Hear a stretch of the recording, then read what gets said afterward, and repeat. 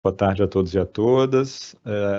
Declaro reaberta aqui a 740ª sessão ordinária do Conselho Superior da Defensoria Pública, retomando aqui a sessão que havia se iniciado no período da manhã e, nesse momento, substituindo o Defensor Público Geral, Dr. Florisvaldo, que, em razão de outras agendas, não pôde continuar na presidência no período da tarde.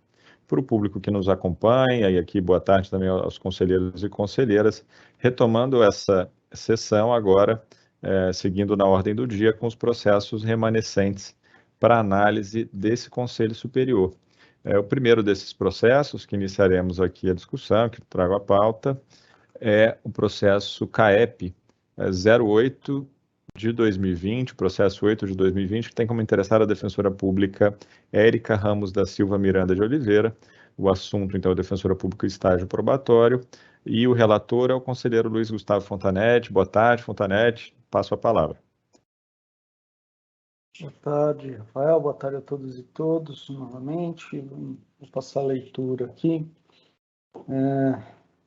Trata-se, então, de relatório de estágio probatório dos terceiros e quartos relatórios semestrais da estagianda Érica Ramos da Silva Miranda de Oliveira, que atua, né, na macro-região 10, tendo no período atuado nas unidades de Santo Amaro, Penha de França, Ferraz de Vasconcelos e São Bernardo. Avaliação da coordenação regional levada a efeito pelo coordenador auxiliar da unidade de Ferraz, Dr. Leonardo Dias Yamaguchi, quanto ao terceiro relatório, pelo coordenador regional da Grande ABC, Dr. Cláudio Lúcio de Lima, quanto ao quarto relatório. Em ambos foi atribuído o conceito suficiente a todos os quesitos avaliados, tendo ainda sido tecidas observações elogiosas a respeito da qualidade da atuação da estagianda e do bom desempenho de suas funções. A avaliação da CAEP feita pela doutora Cláudia Mene em relação a ambos os semestres avaliados, com relatório pormenorizado da atuação da defensora, destacando também a boa qualidade jurídica do trabalho, não havendo nenhum apontamento que comprometesse a qualidade geral dos trabalhos apresentados. Por fim, os relatórios da Corregedoria Geral, com detalhamento das atividades, sem nenhum apontamento que comprometesse a qualidade do trabalho desempenhado no semestre, com a atribuição do conceito regular a ambos os relatórios semestrais da estagiante, e expedição de recomendações para que a defensora estagianda observe o teor do comunicado número 13, em especial a recomendação número 2, quanto à utilização da forma impessoal em suas manifestações, e, em reiteração a recomendações expedidas quanto ao primeiro e segundo relatório semestrais, que observe o ato normativo DPG número 59 de 2012, que trata da identidade visual da Defensoria Pública do Estado de São Paulo. Como dito, então, as manifestações foram essas, é o relatório. O artigo 101 da Lei Orgânica da Defensoria prevê como requisitos para a confirmação do defensor na carreira o aproveitamento no curso de preparação à carreira e o fiel cumprimento das funções inerentes ao cargo, condições repetidas no artigo 3º da deliberação 50. Quanto a esse primeiro requisito, cabe consignar que, de acordo com a deliberação 369 de 2019, as informações a respeito do aproveitamento dos defensores públicos em estágio probatório no curso de preparação à carreira devem ser encaminhadas pela EDEP apenas ao final de cada um dos seus eixos, de acordo com os artigos 3º, 5º e 8º, parágrafo 1º, todos do ato da EDEP, alterado pela ato da EDEP 49, o curso de formação é finalizado ao término do 5º semestre. Assim, a avaliação desse requisito fica postergada para análise do 5º e último relatório. O segundo requisito, por sua vez, será atendido consoante os relatos acima expostos que indicam bom desempenho da interessada em suas atribuições funcionais durante os semestres avaliados. Assim, voto pela continuidade do estágio probatório da defensora pública interessada. É como voto.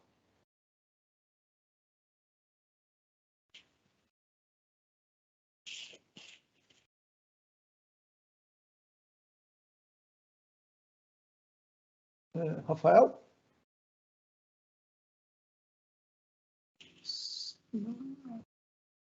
O Rafael teve um problema com o computador, ele está reiniciando. Um minutinho aí. Essas são as agruras da sessão digital. Faz parte.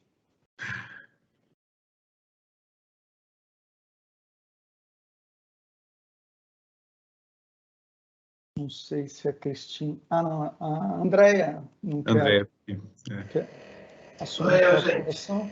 Como é que ele está, Gustavo? Está reiniciando. Depois de alguns segundos aí, ele já está voltando. Vamos aguardar mais alguns segundos. Se ele entender que eu devo, eu assumo a presidência por alguns minutos. Chegou. Desculpem, gente, travou aqui. André, eu não sei em que momento estamos agora. Tive que reiniciar o computador. Acabamos de ouvir o voto do relator. Então, agradeço, conselheiro Luiz Gustavo. Fica aqui aberta, agradeço a Andréia também. Fica aqui aberta a inscrição para debate. Não havendo inscrições, passamos à deliberação. Então, favoráveis permaneçam como se encontram. Aprovado. Na sequência, temos mais um processo CAEP, o de número 19 de 2020, que tem como interessado o defensor público Rafael Rodrigues Veloso, igualmente o relator, o conselheiro Luiz Gustavo Fontanetti, a quem devolvo a palavra. Obrigado, Rafael. Esse caso, então, é relatório, terceiro e quarto relatórios de atividades semestrais do defensor público Rafael Rodrigues Veloso, que atuou, que é lotado na unidade de Araraquara. A avaliação da coordenação regional foi levada a efeito pelo defensor público coordenador auxiliar da unidade de Araraquara, Dr. Matheus Bortoleto Rade, que atribuiu o conceito suficiente em relação a todos os itens avaliados no terceiro e quarto relatórios semestrais, destacando que, inobstante as dificuldades inerentes ao regime de teletrabalho imposto pela pandemia do Covid-19, o defensor público tem demonstrado suficiência em seu trabalho profissional, em sua conduta pessoal. Avaliação pela CAEP, feita pela doutora Tatiana Campos Bias Fortes, com relatório pormenorizado da atuação do defensor interessado nos períodos avaliados em ambos os relatórios, destacando boa qualidade jurídica do trabalho do estagiando, não havendo nenhum apontamento que comprometesse a qualidade geral dos trabalhos apresentados. Por fim, o relatório detalhado da Corregedoria Geral quanto aos 2 semestres avaliados, com atribuição de conceito bom quanto a ambos os relatórios do estagiando, não tendo sido expedida nenhuma recomendação ou orientação ao estagiando, o que é digno de nota, tendo em vista o volume de atribuições e de processos da Defensoria sob responsabilidade do defensor Rafael Veloso. Essa, para quem nos acompanha, é aquele caso da Defensoria em Araraquara. O Minatel deve se lembrar bem desse caso, em que o colega até pediu inúmeros auxílios, né, por conta do volume de processos atribuídos a essa Defensoria de Execução Criminal ali na comarca de Araraquara, e também a necessidade de um grande número de recursos. Então, é digno de nota a qualidade do trabalho desenvolvido pelo colega Rafael Veloso, mesmo frente a esse número elevado de processos, né? Chega a quase 2.000 processos por mês, 2.000 intimações, aliás, anuais aqui para o colega, um volume realmente muito elevado. Então, deixo aí esse registro. O relatório, o artigo 101, prevê como, da lei orgânica, prevê como requisitos para confirmação do defensor na carreira o aproveitamento no curso de preparação e o fiel cumprimento das funções inerentes ao cargo. Quanto ao aproveitamento no curso de preparação, em virtude da nova regulamentação pelo ato da direção da EDEP 49, alterado pelo também ato da direção 66, o curso de formação ele apenas termina no fim do 5º semestre, para quando fica postergada essa avaliação. Já o segundo requisito, por sua vez, se vê atendido consoante relatos acima expostos que indicam o bom desempenho do interessado em suas atribuições funcionais durante os semestres avaliados. O disposto, voto pela continuidade do estágio probatório do defensor público interessado. É como voto. Obrigado, conselheiro Luiz Gustavo. Então, ficam aqui abertas as inscrições para debate. Não havendo inscrições... conselheiro Gustavo Minatel, com a palavra. Obrigado, presidente. Como disse o conselheiro Luiz, esse é um cargo que merece uma certa atenção. Eu venho acompanhando desde o início. Não são nem 2.000 por ano, viu, Luiz? Chega a ter mais de 1.000 por mês. Né? Então, é um cargo realmente que tem um volume expressivo. Pode falar, Luiz. Desculpa, na hora de falar, me confundi. É exatamente isso que você falou. O volume é bem expressivo e queria ressaltar aqui não só o empenho do colega Rafael, principalmente a ele, né? Principalmente ele, mas também a toda a equipe da unidade de Araraquara que contribui, está sempre contribuindo com realocação de estagiários, remanejamento de trabalho para auxiliá-lo.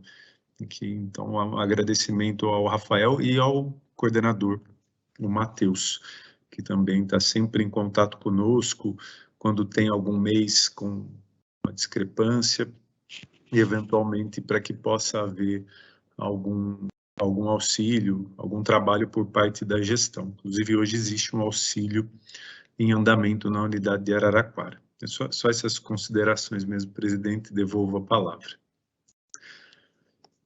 Obrigado, conselheiro Gustavo. Então, não havendo mais inscrições, passamos à deliberação.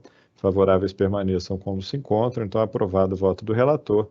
Aqui também a presidência transmitindo os elogios, esse registro feito pelo relator, pelo terceiro subdefensor, esses elogios ao defensor público Rafael Rodrigues Veloso. Na sequência, nós temos, conselheiros e conselheiras, o processo SEI 2022-6223, que tem como interessados a defensora pública Helena Laterman Oliveira e o defensor público Peter Gabriel Schweiter. O assunto, e aqui eu já peço desculpas ao Peter pela pronúncia do último nome dele, o assunto aqui é uma remoção por permuta da segunda Defensoria Pública da Unidade Franco da Rocha e a terceira Defensoria Pública da Unidade de Itaquera. A relatora é a conselheira Cecília Cardoso. Boa tarde, Cecília, com a palavra. Boa tarde, obrigada.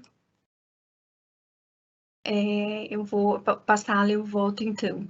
Excelentíssimo senhor presidente, excelentíssimas conselheiras, excelentíssimos conselheiros, trata-se de pedido de remoção por permuta entre os defensores públicos Helena Latermaier Oliveira, lotada na 2ª Defensoria Pública da Unidade de Franco da Rocha, Regional Guarulhos, e Peter Gabriel Molinari Schweiker, lotado na 3ª Defensoria Pública da Unidade Itaquera, Regional Leste, que também já peço desculpa, que provavelmente pronunciei errado também. Anexo ao processo a lista de antiguidade publicada aos 2/4/2022, os autos foram distribuídos a essa conselheira para a relatoria.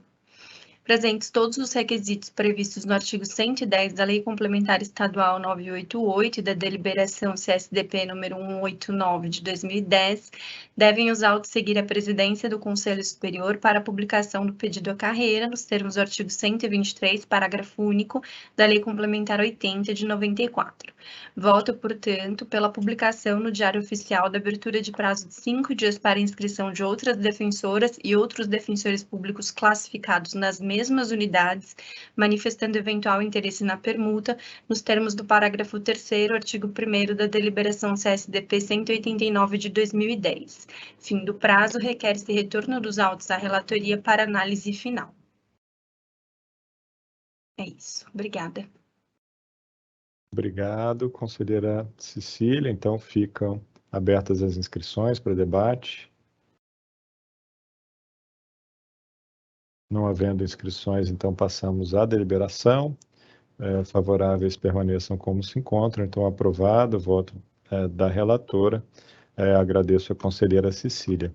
Na sequência, e esse vai ser o último processo a ser submetido a debate, na medida em que os relatores solicitaram a prorrogação, e faço esse registro, né, para o público que nos acompanha, será prorrogada a discussão dos processos 2021 0008625 e 2021 0008695. Tudo bem, conselheiros e conselheiras? Houve esse pedido das relatorias.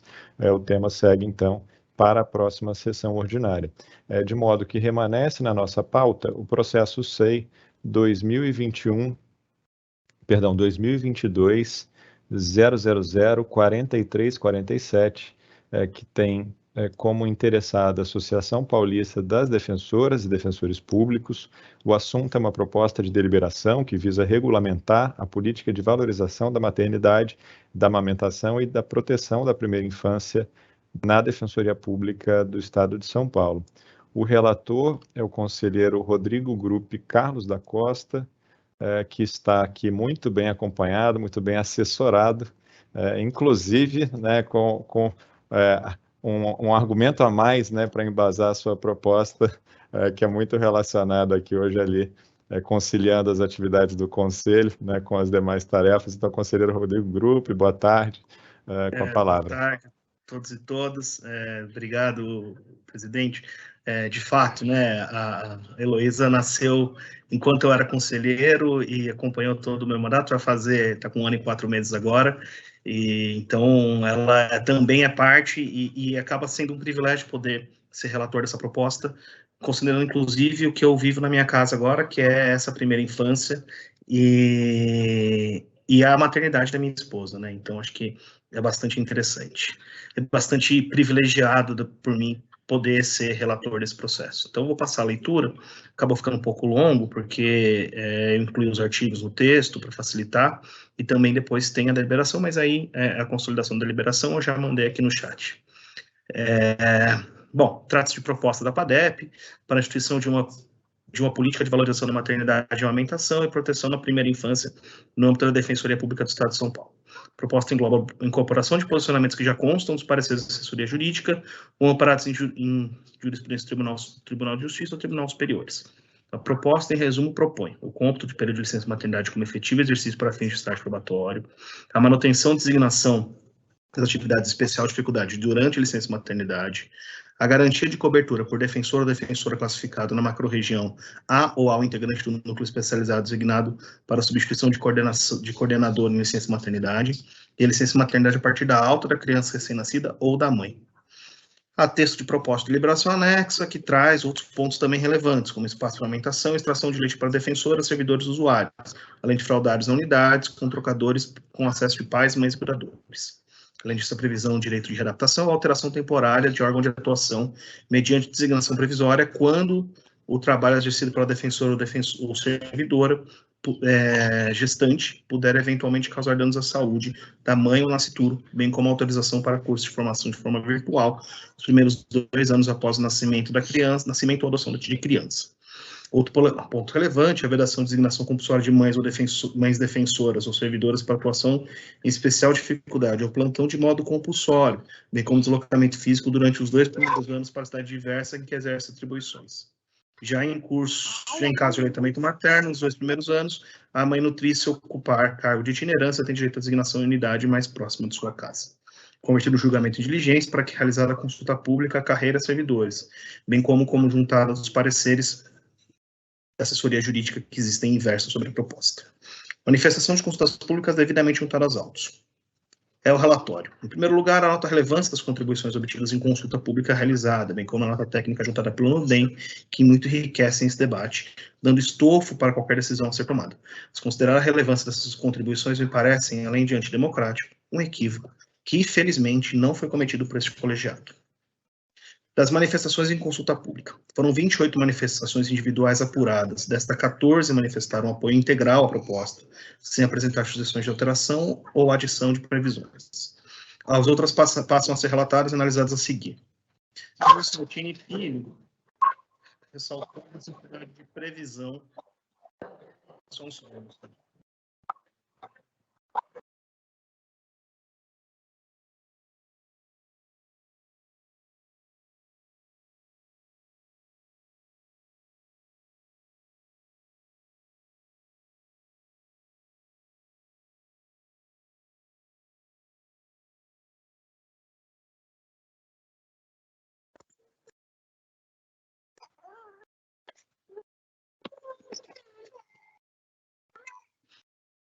Carlos Saltini Filho, ressaltou a necessidade de previsão de designação para outro colega atuar em atividade especial de dificuldade, que não são atualmente mantidas durante a licença maternidade. As atividades como o SIC, CCM e CRAVE contam com pequenos grupos e afastamento sem designação e substituição gerará sobrecarga de trabalho para os demais inscritos na atividade. Larissa Green Bacri geriu a concessão de afastamento em razão de motivo de aborto, tendo em vista que é concedido para o caso de natimorto e que há previsão similar para seletistas e servidores federais. Ilsa Dutra Barbosa sugeriu a inclusão de possibilidade de trabalho exclusivamente remoto para lactantes até os 2 anos de vida, período recomendado pela OMS, ou ao menos que seja estabelecida carga menor de trabalho presencial, como, por exemplo, um turno único diário.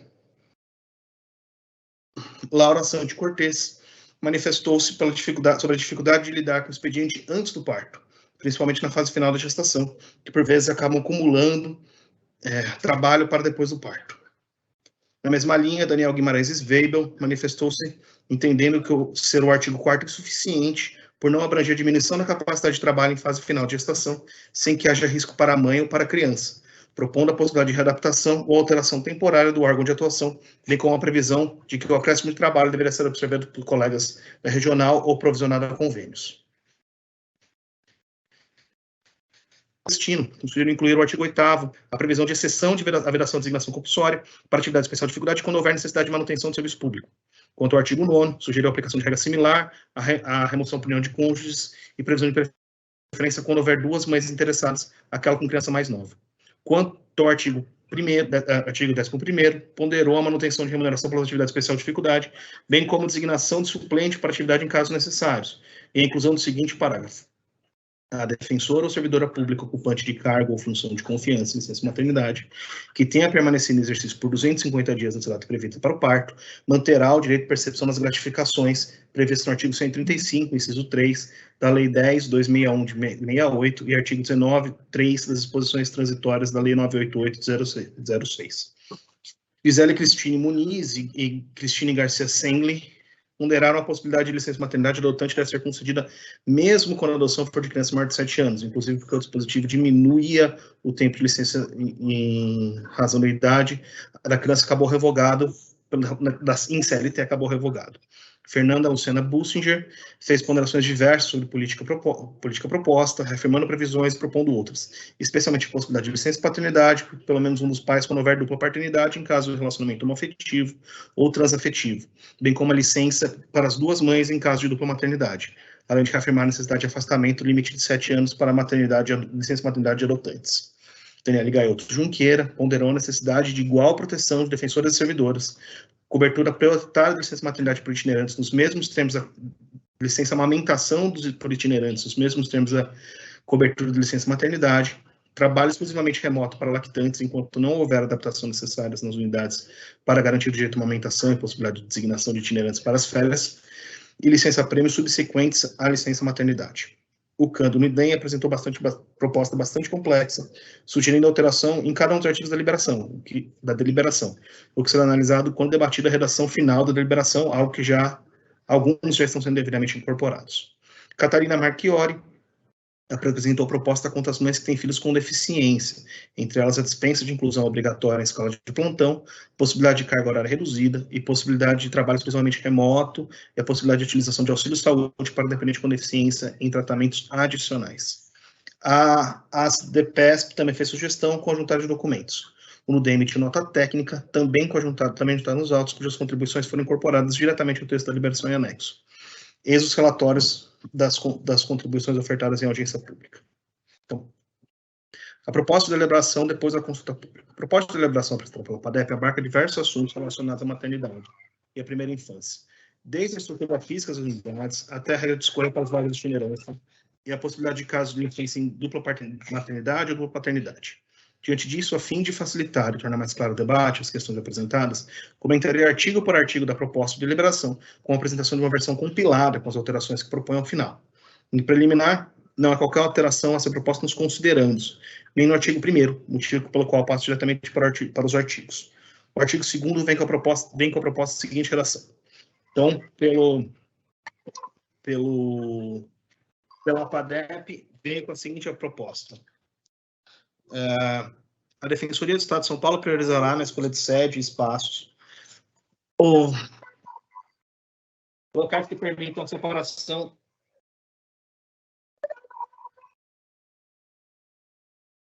Gente, eu vou pedir a gentileza, se alguém pode continuar a leitura para mim, porque tá a questão aqui tá meio enrolada.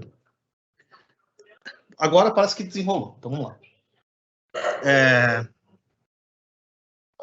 A Defensoria do Estado de São Paulo priorizará na escolha de sedes, espaço e atuação locais que permitam a separação de entes próprios de alimentação e extração de leites para defensoras, servidoras, usuárias e instalação de trocadores para usuários e usuárias. Então, a proposta que adere basicamente é uma outra forma de redação, mas adere ao que o NUDEM apresentou na nota técnica, fica assegurado à criança o direito ao aleitamento materno nos estabelecimentos de uso coletivo, público ou privado, nas instalações da Defensoria Pública do Estado. Gente, se alguém puder fazer a leitura, me ajuda muito.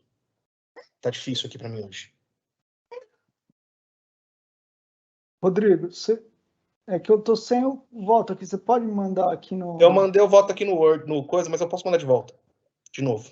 Ah, não, peraí, eu já tô vendo aqui. Vou abrir aqui. Eu tô na página 5. Conselheiro Luiz Gustavo, se quiser, eu também posso seguir aqui. Só confirmar, você estava no artigo 2º já? Isso. O que está em vermelho é o que veio da proposta da PADEP. O que está em verde é o que eu estou propondo como proposta de redação. Mas já agradeço aqui também ao conselheiro Luiz Gustavo, e no momento que quiser eventualmente retomar, claro, fica à vontade aqui o conselheiro relator. Então, obrigado. A proposta de redação do artigo 2º do conselheiro Rodrigo Gruppi estabelece o seguinte texto: fica assegurada à criança o direito ao aleitamento materno nos estabelecimentos de uso coletivo, públicos ou privados, nas instalações da Defensoria Pública do Estado de São Paulo. Parágrafo 1º, esse direito pode ser exercido independentemente da existência das áreas segregadas para este fim. Parágrafo 2º, a Defensoria Pública do Estado de São Paulo disponibilizará reserva orçamentária para a implementação de espaços com privacidade que permitam a separação de ambientes próprios para amamentação, extração e armazenamento refrigerado adequado de leite para as defensoras, servidoras, estagiárias e usuárias, e a instalação de trocadores para usuárias e usuários e espaços para esterilização de itens utilizados para coleta de leite. Segue aqui o voto. Optei pela adoção da redação proposta em nota técnica apresentada pelo NUDEM, com pequenas alterações de redação, visto que, além de ser mais ampla, organiza melhor o direito ao aleitamento, mesmo quando não houver espaço destinado a esta finalidade. Além disso, incluí também a observação de manifestação do CAN do NUDEM, que sugeriu a inclusão de previsão de espaço para armazenamento refrigerado de leite extraído, necessário para que seja posteriormente utilizado. O leite materno extraído sem refrigeração pode ser consumido em até 4 horas, se refrigerado, por até 3 dias e se congelado por até 3 meses. E aqui o conselheiro Rodrigo trouxe aqui uma reportagem que referenda as afirmações. Nesse sentido, é essencial a possibilidade de refrigeração para que o leite seja efetivamente aproveitado pelo bebê. Com relação ao artigo 3º, não houve qualquer proposta de mudança em consulta pública e, de fato, voto para que seja acolhido na íntegra com a seguinte redação.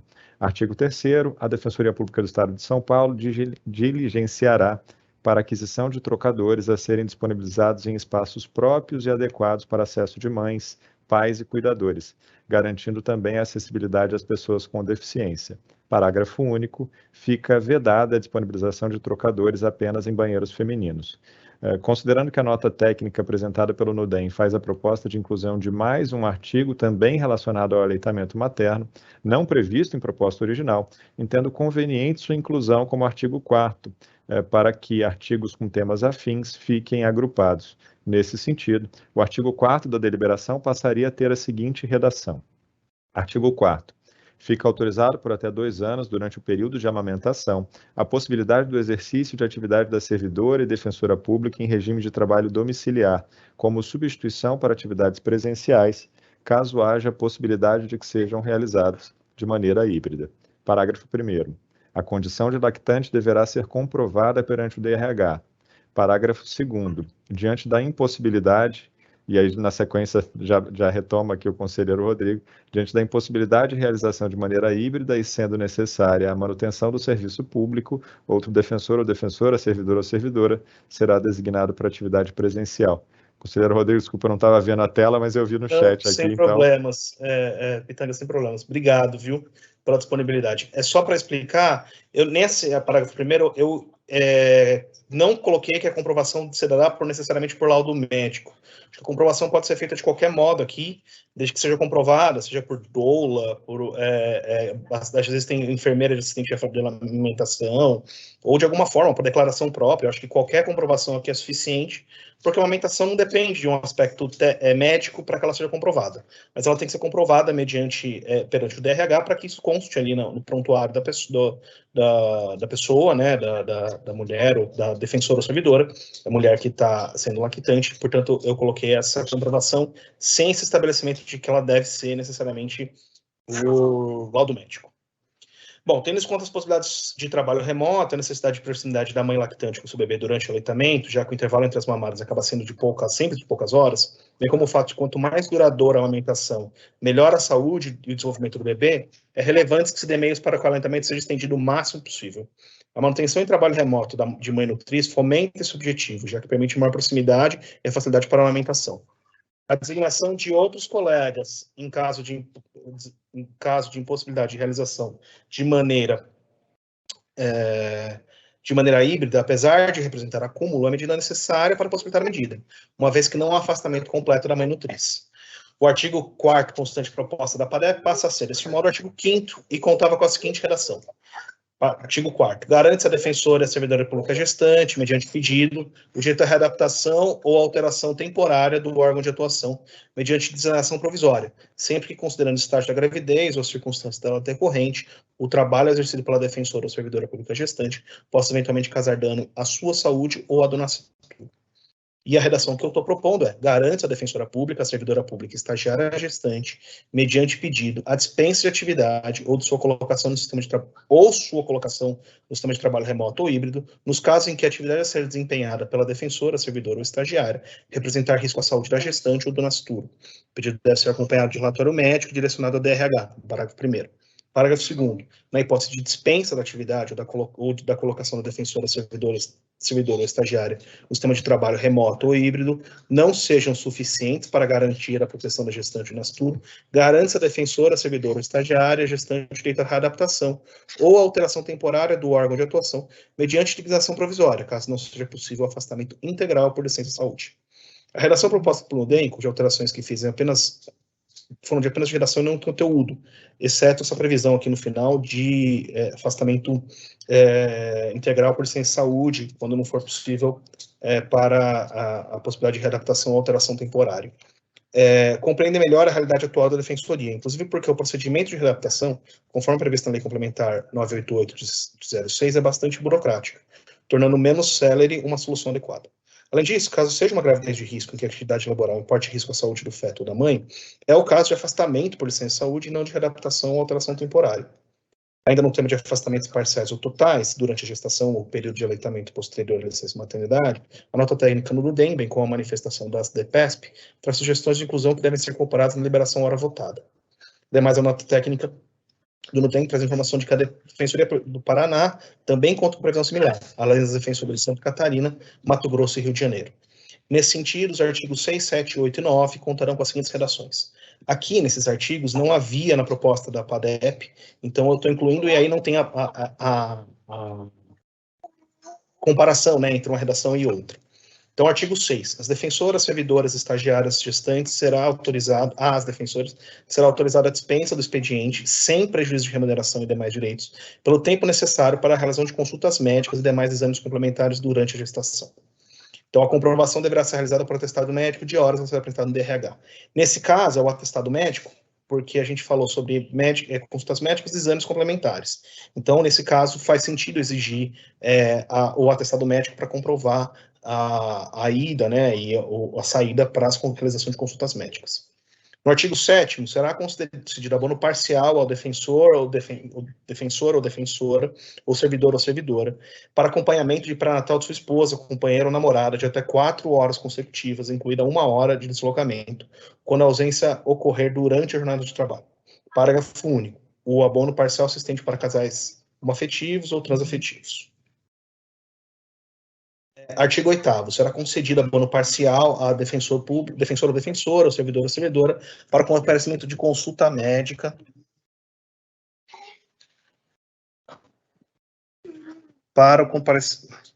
consulta médica, consulta odontológica ou relação de exames de rotina de seus dependentes de até 4 horas consecutivas, incluída 1 hora de deslocamento, quando a ausência ocorrer durante a jornada de trabalho. O pedido deve ser instruído com atestado médico ou odontológico e requerido para o DRH. A dependência pode ser comprovada mediante cadastro já existente em prontuário perante o DRH, ou pela comprovação de filiação do dependente com menos de 18 anos, ou se pessoa com deficiência de qualquer idade. É assegurada a redução de 25% de jornada de trabalho para estagiária, servidora, mãe nutriz, inclusive para os ocupantes de cargo em comissão ou função de confiança, até o último dia do mês em que a criança completar 24 meses de vida, sem redução da remuneração. A redução também se aplica para o período de adaptação escolar da criança, mediante comprovação de matrícula. Em continuidade, conforme proposta... nesse caso aqui, essa redação é muito similar à redação das outras defensorias, por isso eu acabei nem alterando muita coisa, só previ aqui, e da proposta do NUDEM, só previ essa questão do dependente de pessoa com deficiência de qualquer idade, e de como é a comprovação da dependência, né? Como a gente já pode colocar, até para fins de imposto de renda, o dependente perante o DRH, se já tiver ela constando no cadastro, não tem necessidade de novamente comprovar a dependência. Agora, se não tiver ela constando, é o caso de fazer o cadastro, e aí nas outras vezes não será necessário mais. E também incluir aqui a redução de jornada no caso de adaptação escolar da criança. E aí, de novo, retoma o fato de que a minha filha fez adaptação escolar faz 15 dias, e eu percebi o quanto isso demanda dos pais, porque é um processo bastante complicado. Aliás, ela está aqui comigo hoje porque ela não foi à escola, porque está começando a ficar gripadinha. Em continuidade, conforme a proposta da PADEP e do parecer da AJ 57 de 2015, há respaldo para a contagem de tempo de licença maternidade no prazo do estágio probatório, tal como o período de licença paternidade e licença adoção. Nesse sentido, mantém a previsão conforme formulada pela PADEP, apenas ajustando o número do artigo. Assim, o artigo 10 contará com a seguinte redação. Artigo 10º. O período de licença maternidade será computado para efetivo exercício para todos os fins, inclusive estágio probatório. Em sequência, ainda tratando os requisitos para a confirmação da carreira, a proposta da PADEP traz a seguinte formulação. Artigo 11, né? A defensora ou servidora pública mãe, que tenha por passar por curso de formação após o ingresso na instituição, durante os primeiros 2 anos de vida da criança, é permitida a participação no curso pela modalidade à distância. O que foi? Ou telepresencial. Especialmente... Para, filha.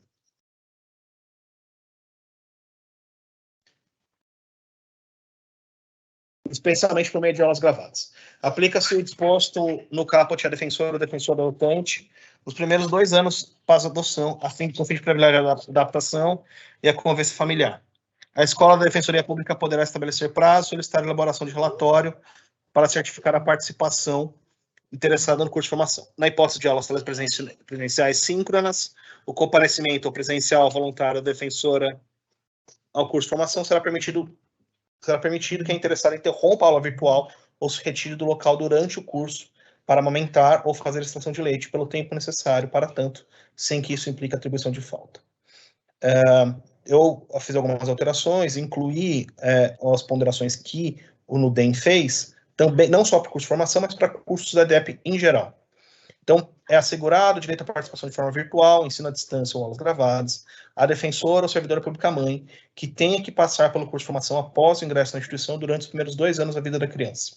Aplica-se o disposto, parágrafo 1º, aplica-se o disposto no caput, a defensora ou defensor público adotante nos primeiros 2 anos após a adoção, com o fim de privilegiar a adaptação e a convivência familiar. Parágrafo 2º, a Escola da Defensoria Pública do Estado, EDEP, poderá estabelecer prazos, solicitar a elaboração de relatório para certificar a participação da interessada no curso de formação em questão, conforme edição de ato próprio. Parágrafo 3º, na hipótese de ensino à distância, com aulas síncronas ou de comparecimento presencial voluntário da defensora ou servidora o servidor ao curso de formação, será permitido que a interessada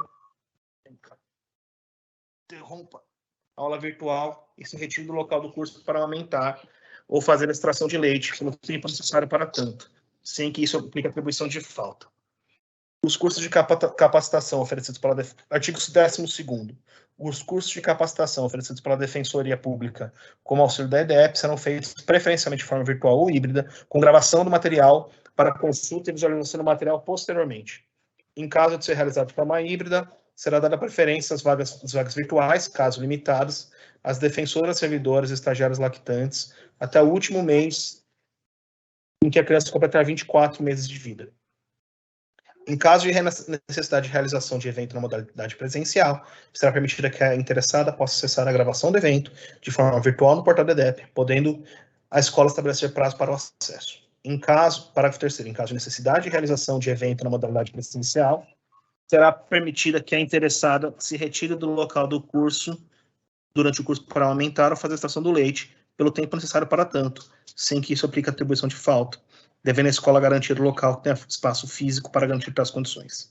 A nota técnica do NUDEM trouxe também a previsão de regramento similar ao que é proposto na PADEP para qualquer curso oferecido pela EDEP, incluindo neste voto com pequenas alterações de geração, por também ampliar a proteção à maternidade e aleitamento materno. Não consta da proposta da PADEP o artigo 7º, sem dúvida por algum erro de digitação, motivo pelo qual vamos direto na análise do artigo 8º, que assim prevê. Então, artigo 8º, fica vedada a designação compulsória de mães defensoras ou servidoras públicas no primeiro ano de vida da criança para atuação em plantão e atividades especiais de condição de dificuldade. Parágrafo único, estende-se a vedação até o segundo ano da criança, quando a designação para atuação implicar em deslocamento físico da defensora pública ou servidora pública para site diversa daquela em que exerce suas atribuições. Minha proposta de redação é: fica vedada a designação compulsória das mães defensoras ou servidoras públicas no primeiro ano de vida da criança para atuação em plantão e atividades com condições especiais de dificuldades em caso de comprovada necessidade, exceto em caso de comprovada necessidade de manutenção do serviço. Estende-se a vedação para o segundo ano de vida da criança, e aqui eu mantenho a redação, né? Quando a designação para atuação implica deslocamento para filho. Deslocamento para a defensora pública ou servidora pública de cidade diversa.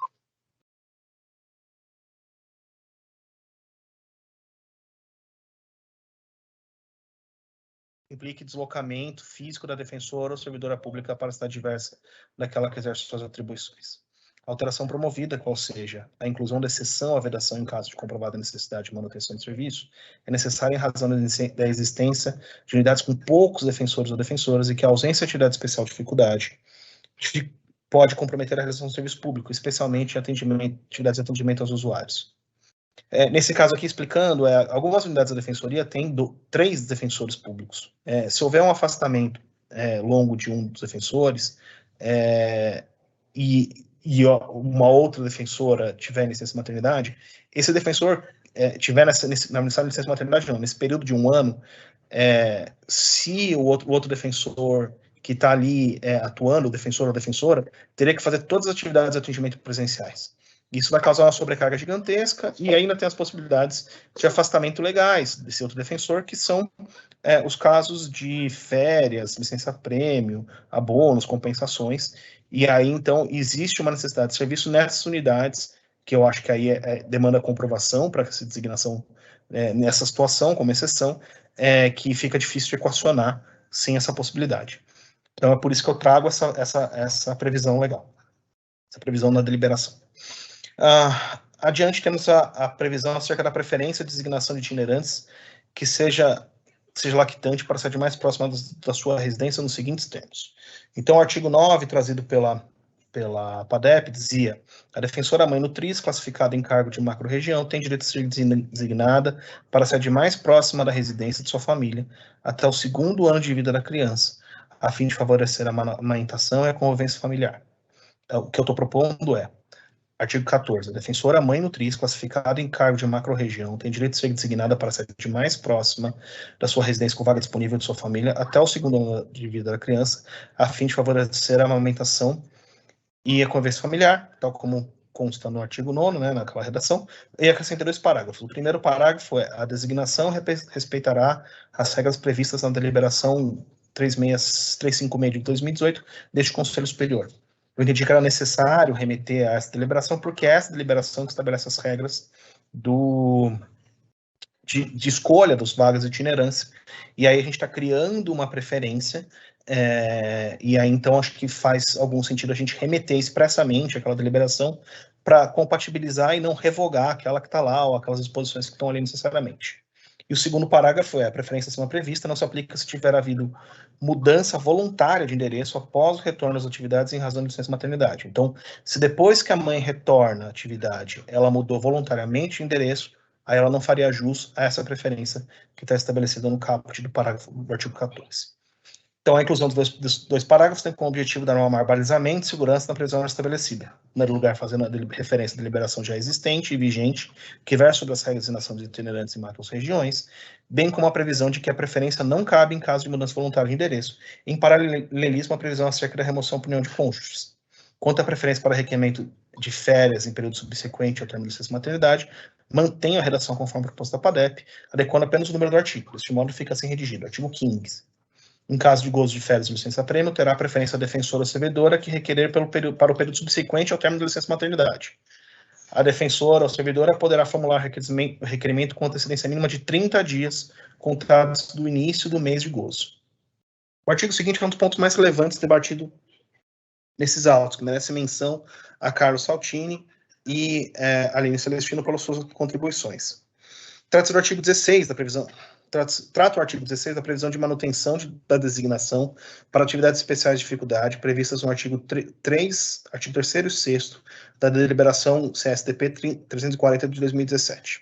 Isso porque essas atividades, como regra, têm de trás abertura com vagas e tempo de duração pré-estabelecidos, e não é possível a inscrição em novo edital em caso de afastamento. De outro lado, há a previsão constitucional de redutibilidade de vencimentos, não a previsão de redutibilidade de salário base, mas de vencimentos, o que implica em que todas as retribuições pecuniárias não eventuais recebidas pelo servidor, e aqui tratando, né, servidor como gênero, defensor também como defensor aqui, defensor e servidor. Defensor englobado no conceito de servidor. Nesse sentido, parece bastante claro que não pode a administração, por ato de ofício, cessar a designação de atividade de especial dificuldade prevista no artigo 3º e no artigo 6º da Liberação 340, em razão da licença maternidade. Então, quero dizer aqui é o seguinte: a Defensoria não pode, o superior não pode cessar a designação imediatamente quando a mãe sai de licença maternidade, porque não haveria motivo para isso, por conta da redução da redutibilidade de vencimentos, e porque o ato tem data certa para terminar. Se a defensora pública, se a defensora estiver inscrita numa dessas atividades, quando entrar em licença, assim deve permanecer até o encerramento do prazo estabelecido no ato, ou de eventual prorrogação. A questão que pende, portanto, diante da abertura de novo edital e cessação de designação anterior em razão do decurso de prazo estabelecido, pode a defensora da licença maternidade se inscrever novamente? 2 pontos a considerar. Primeiro, que o costume é que esses prazos sejam de 6 meses. Ocasionalmente, são prazos menores. Então, é um costume que os prazos sejam de 6 meses, não há nada que estabeleça que esses prazos são de 6 meses, já teve casos em que esses prazos foram menores, mas o costume é esse. Além disso, a proposta de minha autoria, pendente de julgamento por este Conselho, de uniformização destes prazos.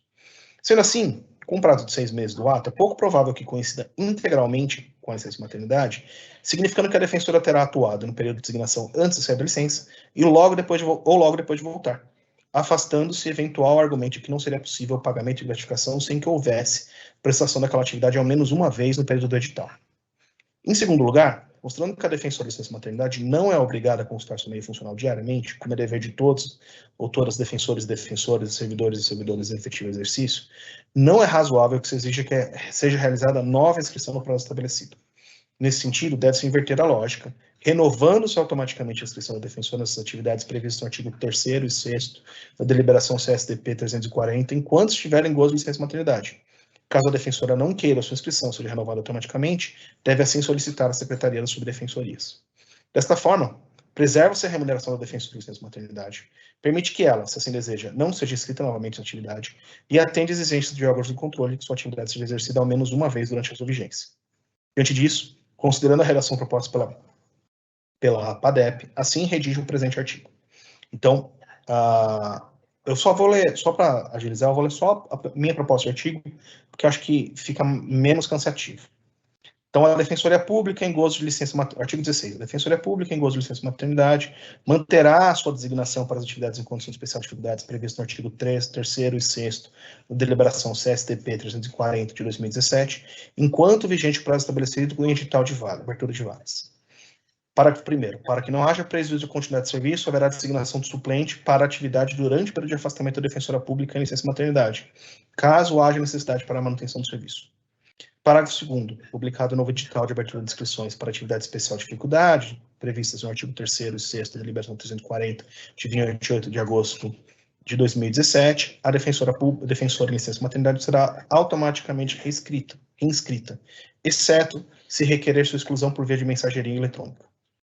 Artigo 17. A defensora ou servidora pública ocupante de cargo ou função de confiança em licença maternidade, que tenha permanecido por 250 dias antes da data prevista para o parto, manterá o direito à percepção das gratificações previsto no artigo 135, inciso 3, da Lei 10 de 2001 de 68 e artigo 19, 3 das disposições transitórias da Lei Complementar 988 de 2006. O prazo de 250 dias é sugestão da colega Aline Celestino, que foi por mim acolhida, em razão de corresponder a 36 semanas de gestação. A previsão de designação de suplente fica condicionada à necessidade de manutenção do serviço, em razão das características de cada atividade, que podem contar com um número variável de defensores ou defensoras inscritas para sua realização. E nesse ponto eu dialogo com a contribuição do Carlos Saltini sobre a dificuldade dessas atividades quando existe um afastamento longo. Então, nesse sentido, foi a solução que eu dei para essa questão e passo ao artigo seguinte.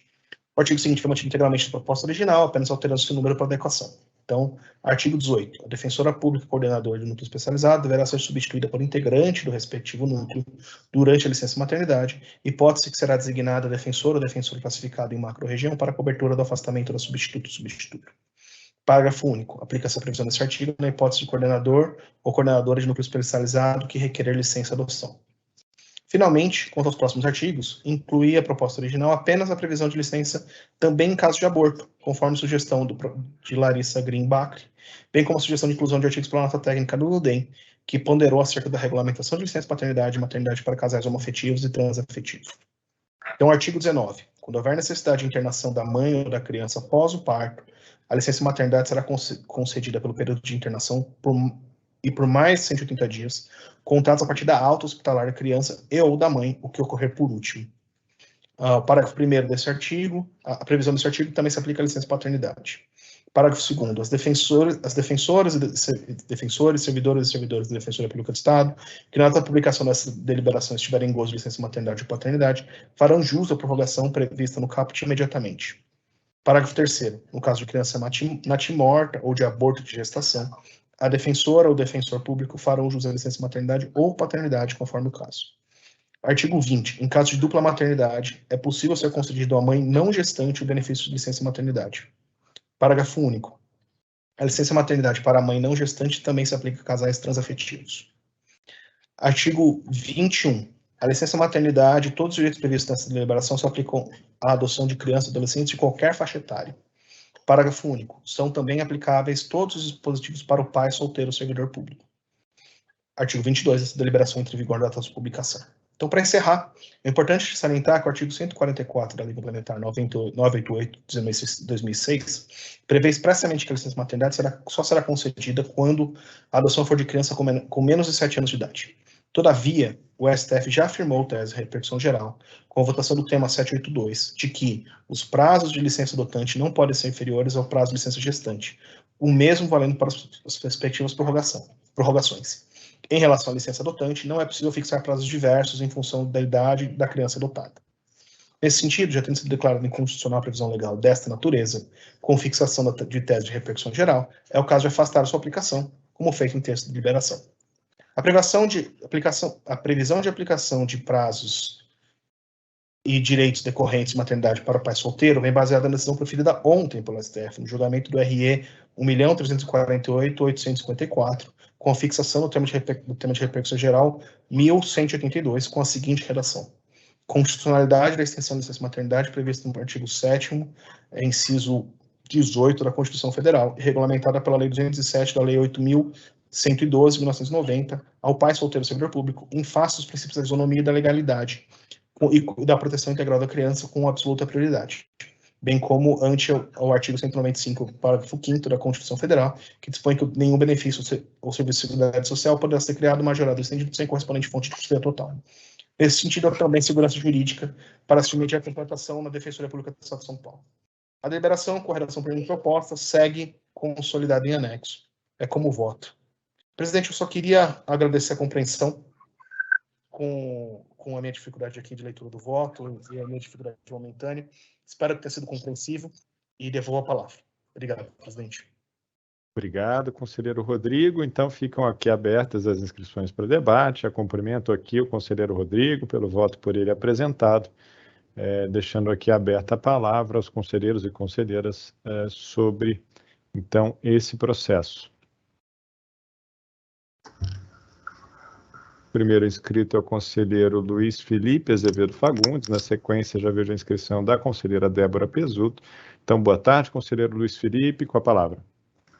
Presidente, obrigado. Quero saudar o voto do conselheiro Grupp, um voto muito profundo e muito atual, sobretudo, especialmente com a decisão recente do Supremo Tribunal Federal, né, com afastamento de 180 dias aí para a adoção unilateral por defensor ou por servidor. E quero fazer duas observações, presidente. A primeira, quando foi feita essa proposta, eu ainda perguntei às proponentes se havia alguma referência ao estímulo, à participação feminina no processo eleitoral interno da Defensoria Pública, e vendo a dificuldade do conselheiro Grupp hoje na leitura do voto, sendo ele homem, eu imagino que, de fato, a maternidade possa ser um elemento desencorajador para a maior participação feminina no processo eletivo interno da Defensoria Pública. Talvez possamos refletir no estímulo a essa participação. E a segunda questão, aqui é um pouco mais delicada, talvez não seja matéria de deliberação, mas de lei, mas fica aqui para nossa reflexão, que a Espanha, se não aprovou, está em vias de aprovar o afastamento de 3 dias ao mês para mulheres em razão de dores menstruais, presidente. É um problema crônico, vivenciei isso com bastante intensidade aqui na minha casa e ao longo da vida, porque tenho 2 irmãs e também agora sou casado. Acho essa iniciativa importante porque é um problema crônico, não é um problema excepcional que acontece, ele é incapacitante da mulher. E talvez possamos refletir nisso, eventualmente seja numa proposta legislativa, se este for o entendimento, talvez não seja matéria de conselho, mas penso ter sido um avanço de extrema relevância que aconteceu de ontem para hoje na Espanha. Com essas 2 observações apenas, eu saúdo novamente o conselheiro Rodrigo Grupp pelo fôlego, pela profundidade do voto, pela atualização dos temas, e devolvo a palavra, presidente. Obrigado, conselheiro Luiz Felipe. Na sequência, então, já passo a palavra para a conselheira Débora. Boa tarde, Débora. Boa tarde, vamos ver aqui, troquei o fone, espero que estejam me ouvindo. Bom, primeiramente eu gostaria de parabenizar e saudar o Rodrigo Grupp por ter trazido esse voto na data de hoje, por ter trazido também imensas contribuições aí ao debate. Eu acho que são tantas coisas que podem caber aí, né? E aí, fazendo um link com o que o conselheiro Luiz Felipe acabou de falar, honestamente, Luiz, eu acho que o estímulo à participação política de mulheres na Defensoria Pública rende um processo em separado, porque além de toda a questão estrutural, eu acho que é toda uma análise de história mesmo da instituição que precisa ser feita. Em princípio, assim, na minha visão, eu acho que merece até um debate em separado, mas esse processo aqui, ele é oriundo dessa proposta da PADEP, realmente a gente fez questão de colocar, inclusive, na proposta, que esse seria um início, né, de discussão, para que a gente possa realmente estruturar uma política dentro da nossa instituição, para que não fiquem apenas pareceres esparsos ou decisões de acordo com a situação, né, e não exatamente com um tratamento igualitário, né, e como deve ser. Né? Então, enfim, eu acho que a consulta pública trouxe algumas informações muito relevantes, trouxe contribuições de extrema importância, né? Eu não posso deixar de citar aqui a questão da idade para adoção. Realmente não faz o menor sentido que a gente não estimule, né, enquanto instituição, a adoção de crianças maiores de 7 anos de idade, por exemplo, mas, enfim, foram imensas, assim, as contribuições dentro da consulta pública. A gente se manifestou até anteriormente no sentido de que a preocupação seria de não utilização da consulta, de argumentos da consulta, enfim, para que a gente mitigasse direito das mulheres e das crianças aqui, no caso, né? Já em adendo aí a toda a leitura do voto do Rodrigo, eu manifesto só algumas preocupações, na verdade não foram muitas, mas a primeira, que eu acho que é que mais me chamou a atenção, foi com relação ao artigo 8º ou 13º na redação do Rodrigo, que é a colocação de uma exceção que não havia antes, né, para acrescentar, né, essa exceção envolvendo a comprovação da necessidade de manutenção do serviço público. E aí eu venho trazer uma reflexão aí, no caso, para as atividades extraordinárias sendo designadas compulsoriamente, né, e também para plantões. Eu reflito aqui que a gente está tratando aqui de problemas fundamentalmente estruturais. E se a gente não fizer mudanças justamente nessa estrutura, sempre vai haver necessidade do serviço público, porque o serviço é interminável. E óbvio que em unidades menores isso se apareça, né, de uma forma ainda mais luminosa. Porém, eu acho que existem soluções para isso, e uma delas seria, por exemplo, a designação, no caso aí, excepcional, mas uma designação de defensor de outra unidade, defensor ou defensora de outra unidade, obviamente, mediante aí toda a publicidade, publicação digital, com relação à situação específica, mas, eventualmente, se houver esse interesse, né, e se houver alguém de outra unidade que tope fazer essa atividade ou fazer esse plantão, obviamente com todos os seus direitos, inclusive pagamento de diárias, para que não haja alguém designado compulsoriamente para isso, eu acho que é uma solução que pode ser conciliatória e que não use, né, a necessidade do serviço que realmente existe, para que a gente use sempre as mesmas soluções, sabe? Então, eu venho colocar esse ponto de reflexão aqui.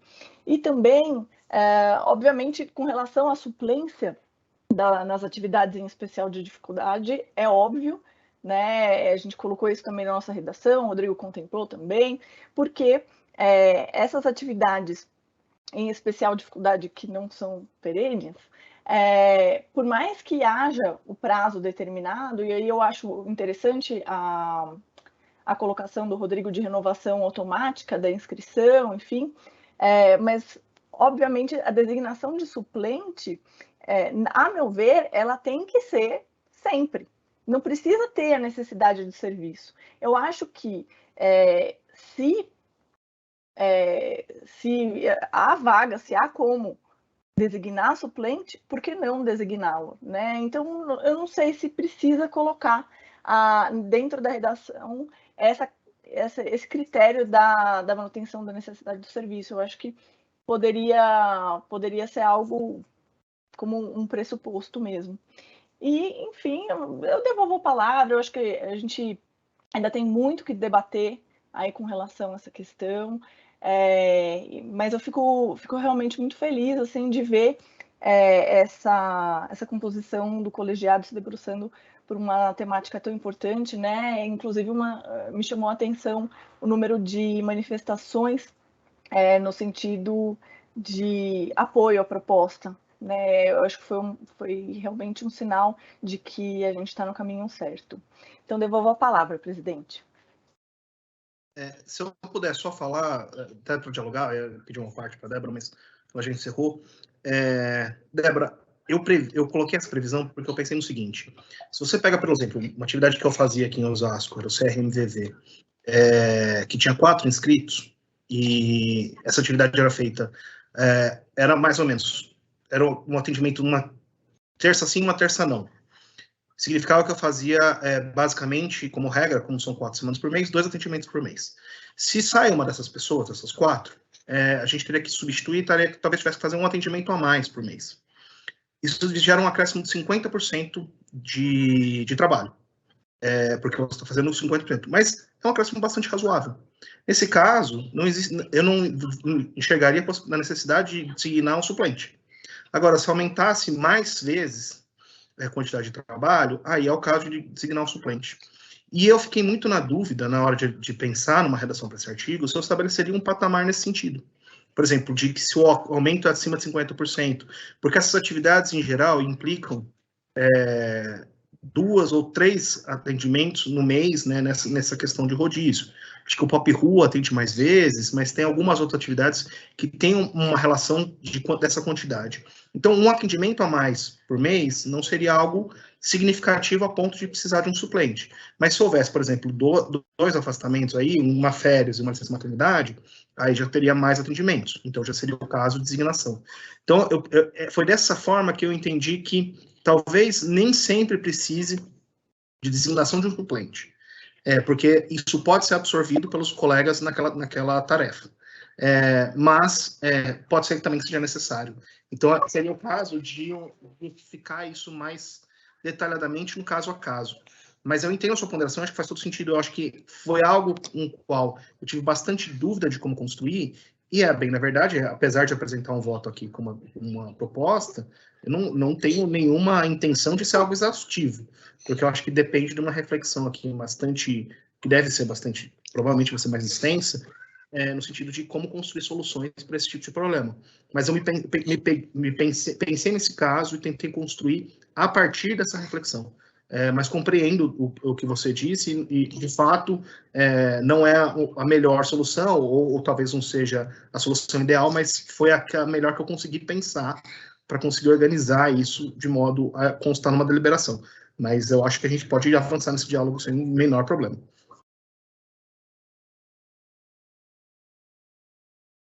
Obrigado, então, conselheira Débora, conselheiro Rodrigo. Na sequência, o conselheiro Minatel, inscrito. Minatel, com a palavra.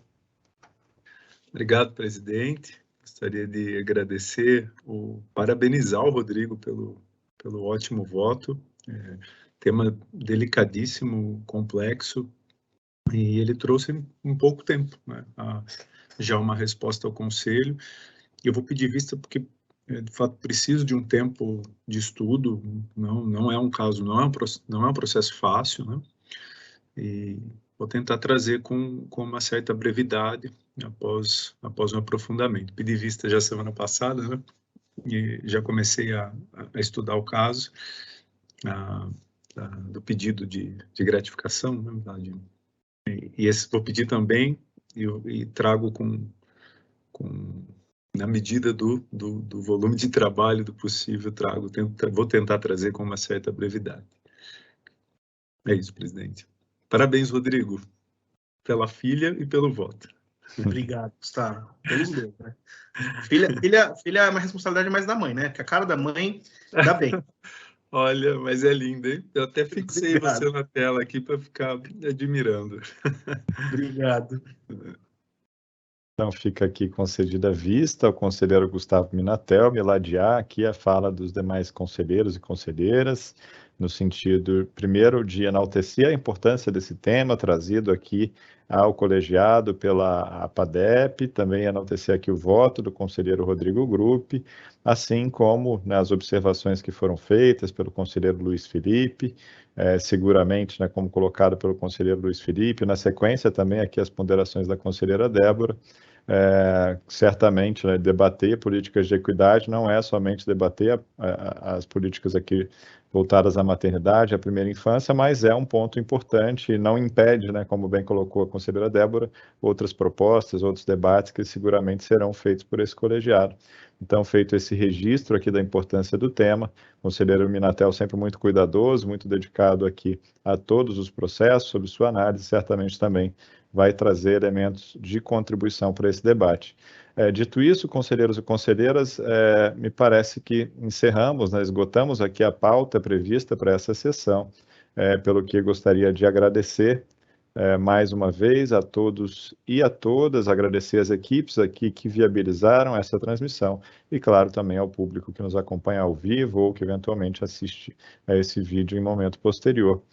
Desejo um ótimo final de sexta-feira a todos e a todas, um excelente final de semana e o Conselho, então, se reúne novamente na sessão ordinária da próxima sexta-feira, dia 20 de maio. Então, um ótimo final de semana a todos e a todas. Muito obrigado.